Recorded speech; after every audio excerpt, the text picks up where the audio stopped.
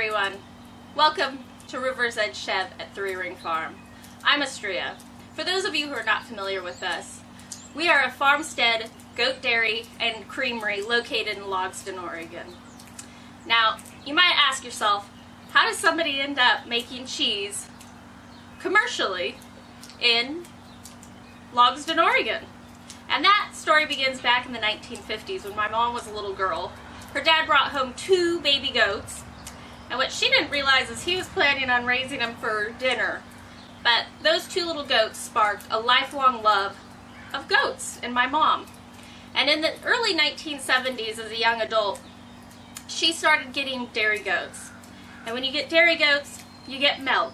And when you get milk, you generally have extra milk. And so she started making cheese for home use. Now, speed up to 1988, when my family moved here to this farm, and we called it 3 Ring Farm. And my mom started to breed dairy goats and focusing on high producing animals that produce good quality milk, high butter fat, high protein levels. And of course we had a lot of extra milk because she was focusing on those factors.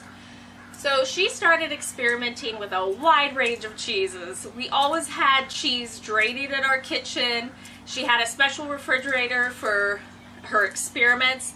And I remember a phase when she went through where she would take a plastic tote and put it in our pantry and try to age cheese, recreating a cheese cave in our pantry. And I remember one particular batch that they were logs, and they went into the pantry in the tub, and about a week later she took them out and they looked like guinea pigs. But with all that experimenting, she really fine-tuned making cheese.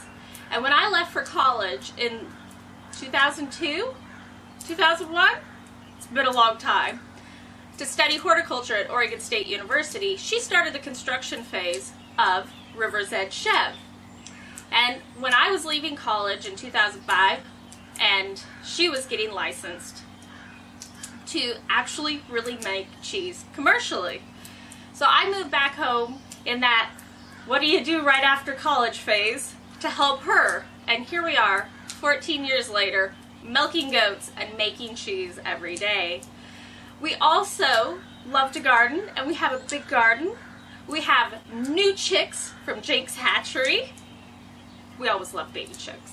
And we've also been starting a lot of seeds for our garden, and we've just started transplanting them out, and we have a brand new greenhouse. We have wanted one for a very, very long time. But I think most exciting of all is that the kidding season for 2019 has kicked off. And so just this week we've started having baby goats, and we've had 5 does kid, and we have about 35 to 40 more to go. So we're going to have a lot of baby goats.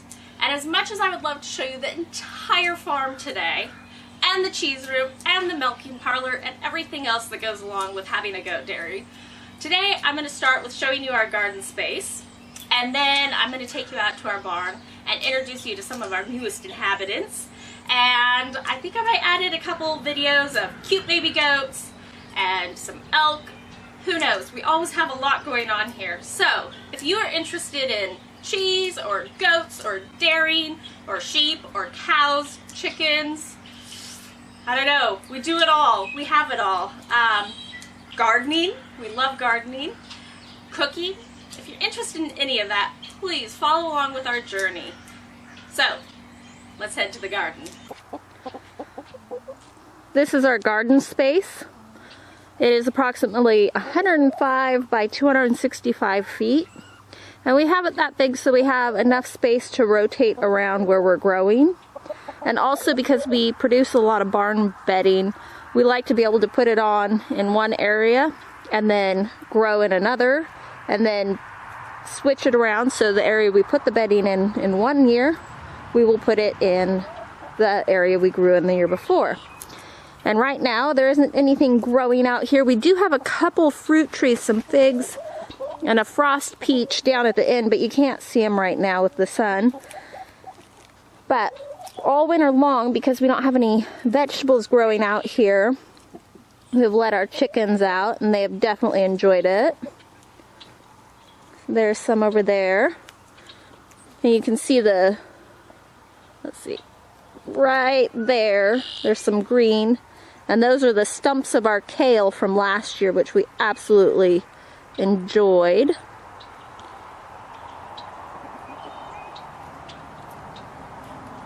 And there's our rooster. And right behind me is where their yard is. And so we just have a little door. Well, there's some more of the ladies coming out. We have a little door here in the corner that we can close so that they can't come out here or open up.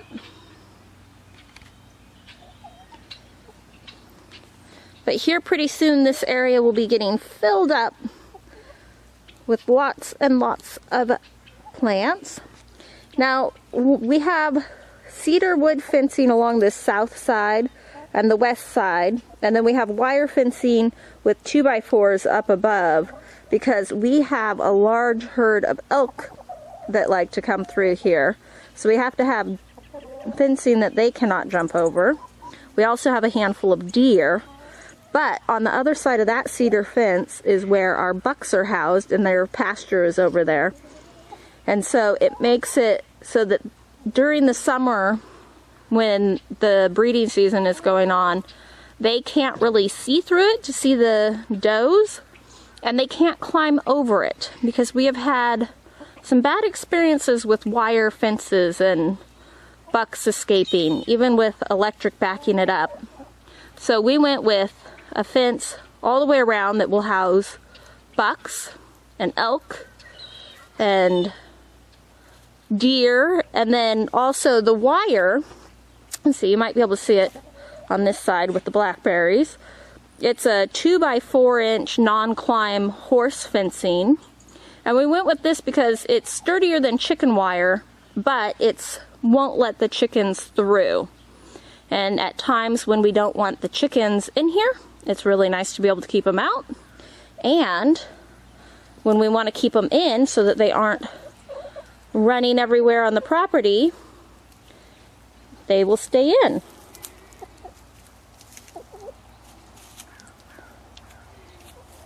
That all being said, we do have a couple escapee chickens that do like to get out. So we need to trim their wing feathers and put them in. And chickens are one of the nicest animals to have. They're so entertaining to watch. And they produce delicious eggs. And they are really great for using in the winter in your garden space. Because they scratch around and they eat bugs. And they eat weed seeds. And they also eat a lot of greens that start to sprout. So anything that starts to sprout in the springtime, they will nip it in the bud. Yeah, you're a pretty lady, aren't you? Yes.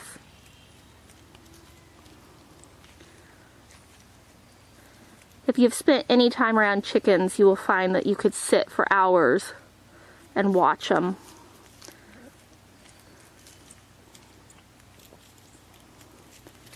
And our rooster is a sweetheart. He has never harassed anyone, which is really nice.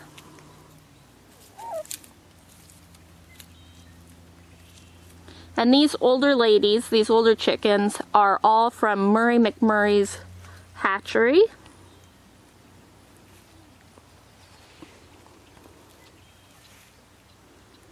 And that right there is a pile of squash from this last year that we did not get in before it froze. We had a bumper crop of winter squash.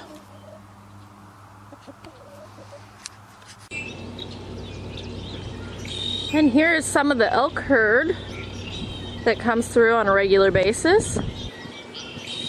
And some of our goats are playing. We have a rock pile out there that they just love. We brought it in years ago and had a dump truck drop it off. And they play on it anytime the weather is nice.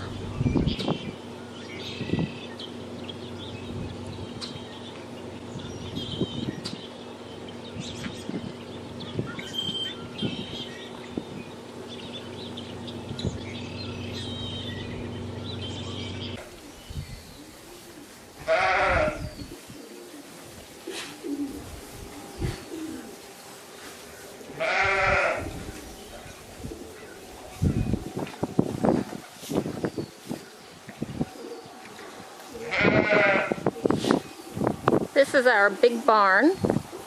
We have another barn that's off to the left, as you can see over there. And this area is one of the primary areas that all of our milkers and sheep hang out in. Right now, all of the milking does have been moved up to the barn to my left because they're going to go in and get milked here shortly. So what you see right now are primarily pregnant does with a few of our retired ladies. So, and this section over here is the area where our rams have. And they are just right there and there. And then they have access to a separate pasture over there.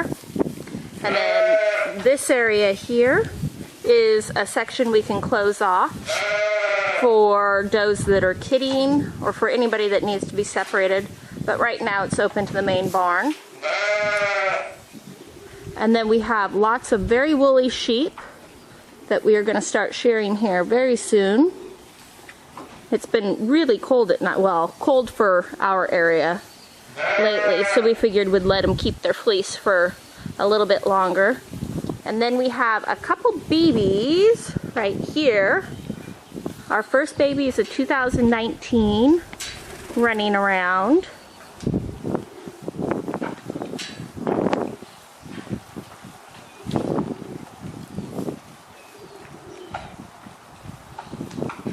And we should be having a lot more babies here very, very soon. And of course, they were playing on the sheep and the goats and being really cute. So I went and got the camera and they've stopped. They have a habit of doing that. And right now where I'm filming from is on top of the alfalfa stack. Because if you go out there with a camera, the goats tend to mob you and the sheep, and it makes it very difficult to film.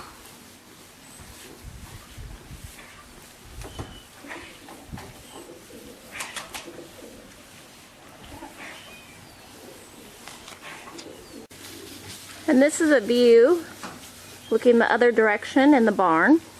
So there is where we store all of our, well, half our alfalfa and straw go here. And then in the other barn, we have another section. And we park our big tractor there. And then back over here is where they can go out to their pasture. And right now we have two boards going across there so that our cows don't come in, because they would love to come in and hang out here, but they have their own shed. And then, like I was saying, you come in here and you have helpers. Yeah. And this isn't bad. I just got in here. Hi, Rapunzel. How are you? How are you? And you can see up there a little bit. The lighting isn't as good in there because the roof is lower. But it's very similar to this barn in layout.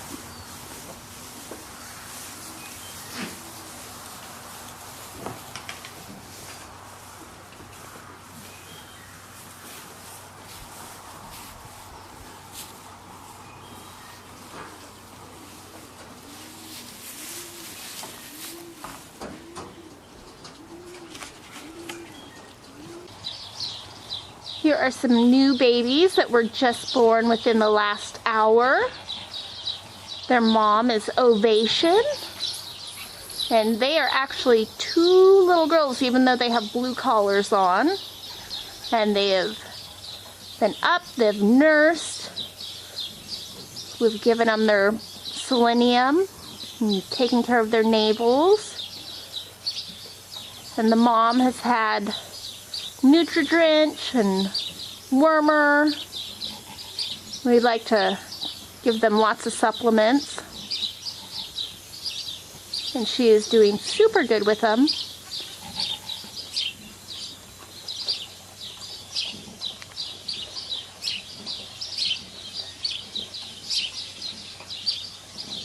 And Ovation has a sister named Lyric.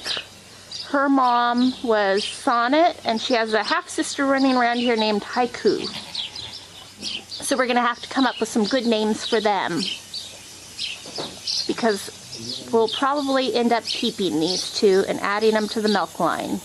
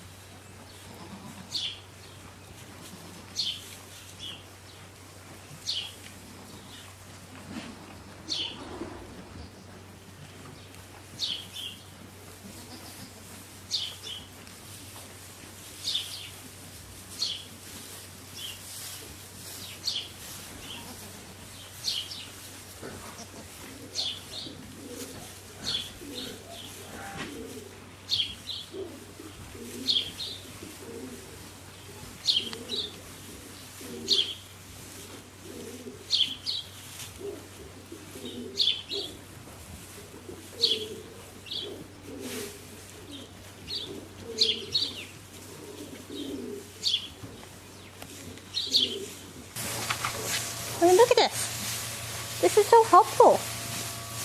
Yeah. Yes, you're a good girl.